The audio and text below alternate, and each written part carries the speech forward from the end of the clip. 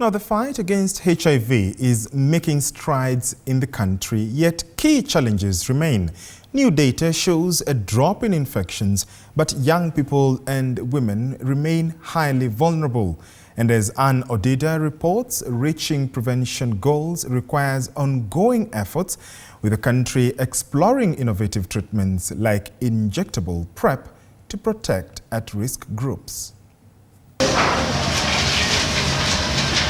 The battle against HIV in the country continues, with recent data showing both progress and ongoing challenges. According to the National AIDS and STIs Control Program in 2022, the country reported 22,154 new HIV infections, with a disproportionate impact on young people and women. Adolescents and young adults between ages 15 years and 34 years accounted for a significant 75% of new adult infections, with young women bearing a higher burden. This reflects the vulnerability of these groups, especially given that 67% of the new infections were among women. Despite these alarming figures, the country has made strides in HIV prevention, reducing new infections by 39% since 2010 through increased awareness and the rollout of oral pre-exposure prophylaxis PrEP in 2016. But as you go up 50 to about 64, it is skewing towards the male side.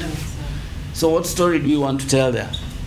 The story is there is a correlation between the older men and the young women in college. New 2024 data highlights the country's progress towards the UNAIDS 95 to 95 to 95 targets, with 96% of people with HIV diagnosed, over 98% on treatment, and 97% achieving viral suppression. However, challenges remain. Stigma, funding shortfalls, and insufficient access to prevention tools continue to hinder efforts, particularly in reaching high-risk groups. So we have our adolescent and young women. This is the age group of 18 to 24 years. And I think for a long, long time, we've really been having a lot of new infections coming from that group for many reasons.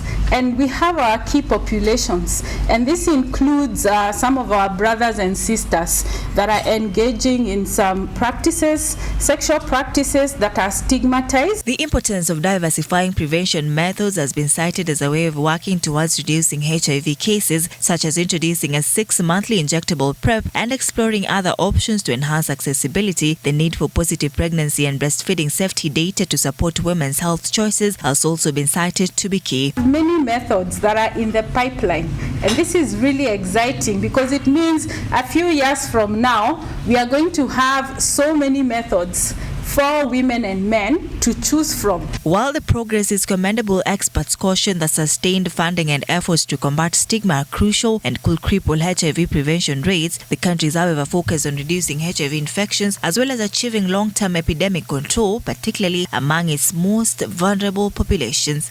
Ann Odida, TV 47.